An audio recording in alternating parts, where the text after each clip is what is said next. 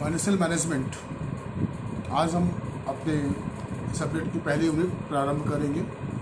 पिछले क्लास में हम लोगों ने केवल इंट्रोडक्शन किया था, फाइनेंशियल मैनेजमेंट क्या है, वित्तीय प्रबंधक क्या होते हैं, थोड़ी बहुत हम लोगों ने इसमें जानकारियाँ ली थी। आज हम फर्स्ट यूनिट स्टार्ट करते हैं। बेसिक तौर पे अगर देखा जाए तो finance is a very important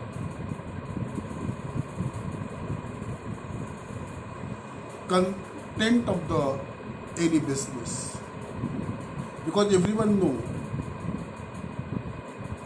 without finance no enterprise can fulfill their objectives.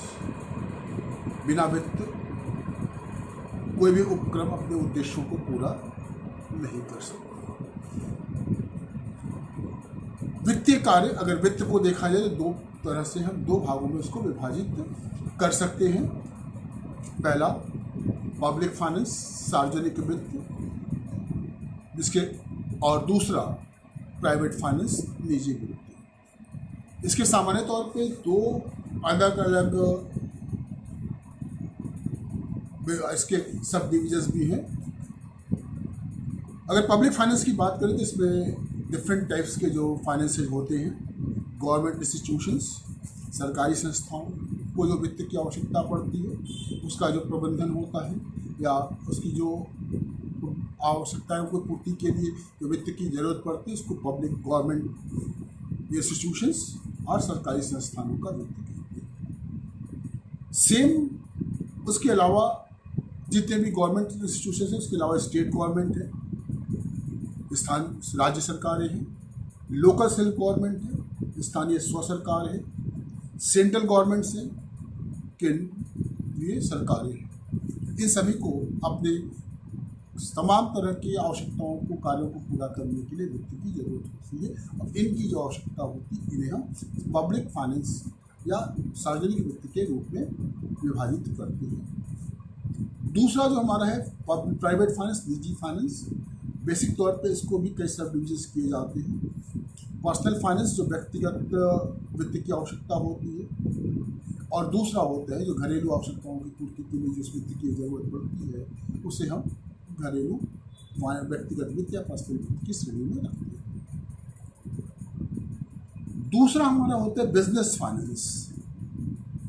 हर व्यक्ति, हर संस्थाएं तमाम तरह की व्यावसायिक गतिविधियां करते हैं संचालन, और उन व्यावसायिक गतिविधियों के संचालन के लिए जो वित्त की आवश्यकता होती है वो हमारा व्यावसायिक वित्त। इसके अलावा तीसरा हमारा टाइप जो पर्सनल फाइनेंस, प्राइवेट फाइनेंस का होते हैं वो होता है finance of non profit organisation. जो गैर व्यापारिक संस्थाएं हैं, जो सोसाइटीज हैं, जो क्लब्स हैं, लोगों की सहायताएं करती, समाज सेवाएं करती हैं या तमाम तरह की चीज़ों को प्रमोट करती हैं, उनको जो वित्त की आवश्यकता होती है उसे हम गैर लाभ वाले संस्थानों के लिए वित्त कहते हैं। सामान्य तौर पर ये वित्त के हमारे विभिन्न स्वरूप हैं। देखिए, अगर देखा जाए तो सबसे इम्पोर्टेंट हमारा होते हैं बिजनेस फाइनेंस, व्यावसायिक वित्त। व्यावसायिक वित्त अगर देखें तो दो शब्दों से बनता है business finance. What is the meaning? हमें दोनों शब्दों की पहले अर्थ समझना होगा, मीनिंग समझना होगा। पहला हमारा होता है बिजनेस। बिजनेस का मतलब होता है व्यवसाय। व्यवसाय का मीनिंग है स्टेट ऑफ बीइंग बिजी, यानी व्यस्त होने की स्थिति। किसी भी क्रियाकलाप में अगर आप व्यस्त होते हो या इंगेज होते हो, दैट इज कॉल्ड व्यवसाय। अब वो किस तरह का नेचर ऑफ व्यवसाय क्या है वो अलग विषय हो जाता है, वो हमारा व्यवसायिक संगठन का विषय हो जाते हैं, उसकी अब चर्चा यहाँ पे नहीं करेंगे।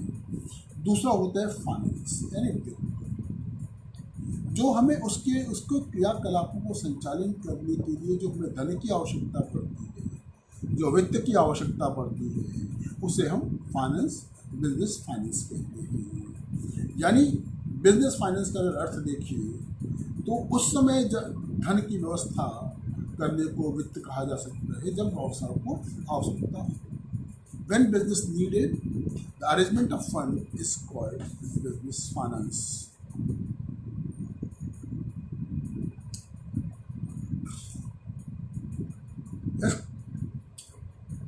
बिजनेस फाइनेंस में को भी कई भागों में हम विभाजित करते हैं नेचर ऑफ द बिजनेस के लिए। सोल प्रोप्राइटरशिप फाइनेंस यानी एकल व्यावसायिक स्वामित्व वित्त, तो एक व्यक्ति द्वारा जो व्यवसाय संचालित करते हैं उनको भी वित्त की आवश्यकता पड़ती है, उसे हम सोल प्रोप्राइटरी फाइनेंस कहते हैं।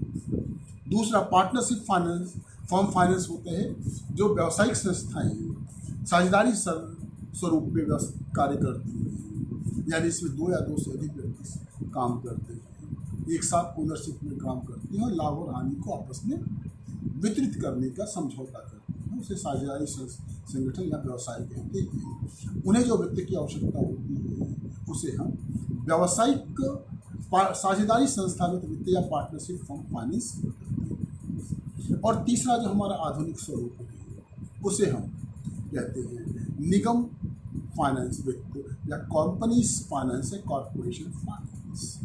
बेसिक तौर पे जो ऐसी लार्ज स्केल संस्थाएं हैं जहाँ बहुत ज़्यादा वित्त की आवश्यकता पड़ती है, जॉइंट स्टॉक कंपनीज फॉर्म में होती है, उनको भी वित्त की आवश्यकता पड़ती है, वो जो अपने लिए वित्त का प्रबंधन करते हैं उसे हम व्यावसायिक वित्त या कॉर्पोरेशन फाइनेंस कहते हैं।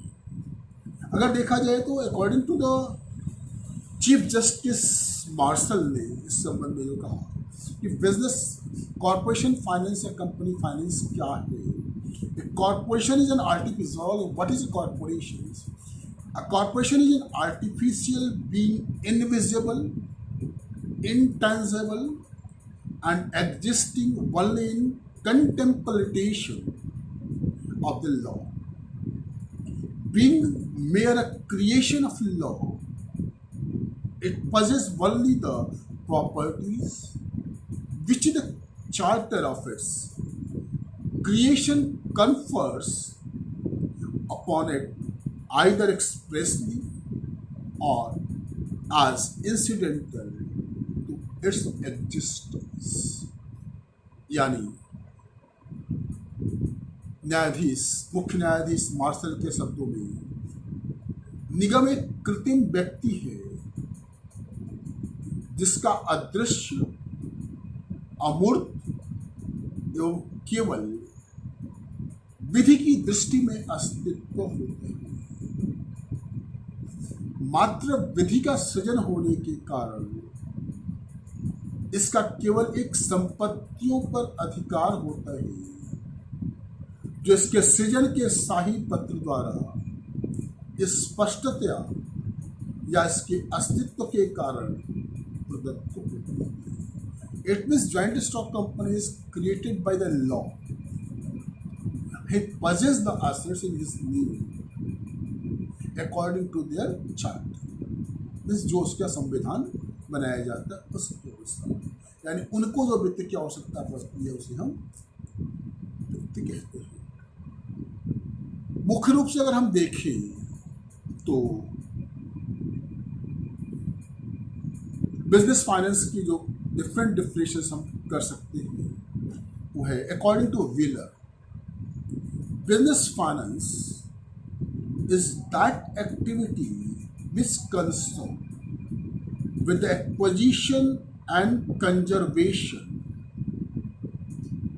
of capital funds in meeting the financial needs and overall object of business enterprises। Means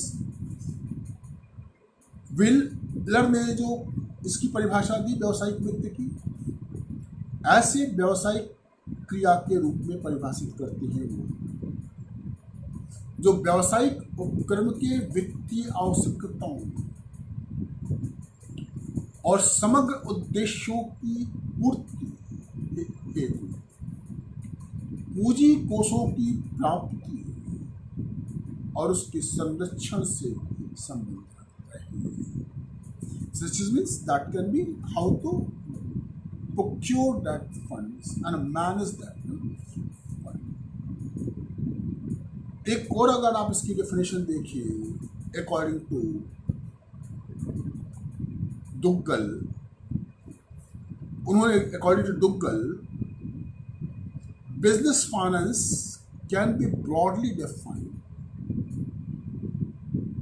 as the activity concerned with the planning, raising, controlling, and administrating the funds used to the business. According to Duggal, यानी डुग्गल के शब्दों में अगर चाहे, Goodman and Duggal के शब्दों में, व्यापक रूप से व्यवसाय में प्रयुक्त कोषों के नियोजन, सृजन, नियंत्रण एवं प्रशासन से संबंधित गतिविधि को व्यावसायिक वित्त कहा जाता है। यानी बेसिक तौर पे उन्होंने जो बिजनेस फाइनेंस के जो डिफरेंट फंक्शंस होते हैं उसके बारे में उन्होंने चर्चा की। Means planning of the funds which are used in the business, means creation of the funds, means from where you raise that funds, how to control the funds, means that fund must not be misused, and administration means कि जो उसको proper रूप में उसका नियंत्रण करना, ताकि जहाँ जिसकी आवश्यकता हो, जितनी आवश्यकता हो वहाँ उसका उतना ही उपयोग किया जाए। इसे हम व्यावसायिक वित्त की श्रेणी में रखते हैं। अब अगर हम कॉर्पोरेशन फाइनेंस की बात कर ले, according to the encyclopedia of social sciences, corporation finance deals with the financial problems of cooperative enterprises. Thus, problems includes the financial aspects of the promotions of new enterprises and their administration during early developments, the accounting problems connected with the distinction between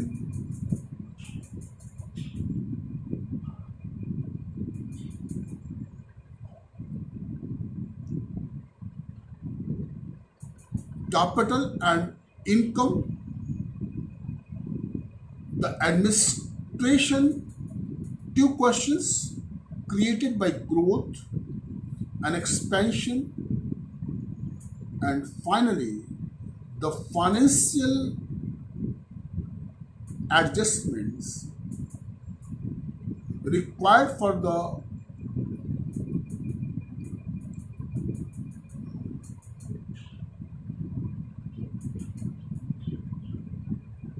boosting up or rehabilitation of a corporation which has come into financial difficulties। यानी encyclopedia of social sciences ने जो कहा, निगम वित्त निगमीय उपक्रमों की वित्तीय समस्याओं का व्यवहार करता है। इन समस्याओं में जो समस्या में नए उपक्रमों के प्रवर्तन संबंधी वित्तीय पहलू एवं प्रारंभिक विकास के दौर में इनका प्रशासन, पूंजी व आय के मध्य अंतर से संबंधित लेखाक्रम समस्याएं, विकास व विस्तार द्वारा उत्पन्न प्रशासनिक प्रश्न, और अंत में किसी निगम को जो वित्तीय कठिनाइयों में पड़ गया हो, सहारा देने या उसके पुनर्वास के लिए अपेक्षित वित्तीय समायोजनाएं सम्मिलित हैं। यानी बेसिकली यहाँ पे कॉर्पोरेट सेक्टर्स के जो फाइनेंस की नीड्स होती है उसके संबंध में चर्चा की गई, और इसीलिए कहा गया कि जो कॉर्पोरेशन फाइनेंस या बिजनेस फाइनेंस है बेसिक तौर पे उपक्रमों की वित्तीय समस्याओं का व्यवहार करता है। It deal with the problems of the financial functions of the finance of any enterprises. Basically तो ये कहा गया कि अगर कोई नई संस्थाएं शुरू की जाएं तो उसके आरंभ के दौरान जो उसकी समस्याएं होती हैं, उसको पूंजी, उसको कैसे उसको संभाला जाए, साथ ही साथ सबसे बड़ी जो डिफिकल्टी आती है, that is the distinguish between the capital and revenue income. आपको इस बात का अंतर हमेशा रखना होगा, आपकी पूंजी क्या है, गत आय क्या है और आयगत आय क्या है, because this is a very essential capital and revenue. आपकी पूंजी के अंतर को में how you accounted that capital income and revenue, because the capital income is the capital source of income and the revenue income is the year by year profit and loss, as well as the how when the institution goes for the expansion, जब उसका विस्तार होता है या development होता है, विकास होता है, तब भी बहुत सारे उसमें जैसे जैसे संस्थाएं बढ़ती जाती हैं एडमिनिस्ट्रेटिव समस्याएं उसमें क्रिएट होती जाती हैं। तो उन जब विकास का दौर हो उस दौरान उसकी जो एडमिनिस्ट्रेटिव प्रॉब्लम्स है, जो उसकी प्रशासनिक समस्याएं हैं, वो कैसे दूर की जाएं, और अगर किसी संस्था को तमाम तरह की वित्तीय कठिनाइयाँ अगर उत्पन्न हो जाए तो किस तरह से उसको रिहेबिलिटेट किया जाए, किस तरह से उसका पुनर्वास किया जाए, किस तरह से वे आवश्यक जो वित्तीय समायोजनाएँ हैं, एडजस्टमेंट है, कैसे उसे उपलब्धि कराई जाए। तो ये हमारा जो टॉपिक था ये बिजनेस फाइनेंस से रिलेटेड था, लेकिन बेसिक तौर पे फाइनेंस में जो सबसे बड़ी चीज़ बिजनेस फाइनेंस में आपने देखी वो है कि व्यावसायिक संस्थाओं, यानी मेन तौर पे जो मुख्य स्तर में जो सबसे ज़्यादा समस्याएं आती हैं, जैसे जैसे संस्थाओं का विकास होगा, संस्थाएं बड़ी होती चली जाती हैं, वैसे वैसे उसकी समस्याएं भी बढ़ती जाती हैं, वित्तीय समस्याएं बढ़ती जाती हैं। तो मेन रूप से जब संस्थाएं बड़ी हैं, यानी सोल ट्रेडर्स में भी आसानी से एक व्यक्ति मैनेज करता है, साझेदारी संस्थाएं यानी पार्टनरशिप में भी इसको मैनेज करना आसान होता है। लेकिन जब हमारी संस्थाएं जॉइंट स्टॉक कंपनीज का स्वरूप ले लेती है, निगमीय स्वरूप ले लेती है, एक बहुत बड़ा आकार ले लेती है, तो निश्चित तौर पे उस बड़े आकार के लिए व्यावसायिक समस्याएं बढ़ती जाती हैं। तो उस बड़ी हुई समस्याओं का किस तरह से समाधान, उस दौरान कैसे उसका संबंध किया जाए, कैसे प्रबंधन किया जाए, वो हमारा फाइनेंशियल मैनेजमेंट का टॉपिक आ जाता है इस बिजनेस फाइनेंस के थ्रू ही, कि how the manage that financial functions or financial needs of a corporate.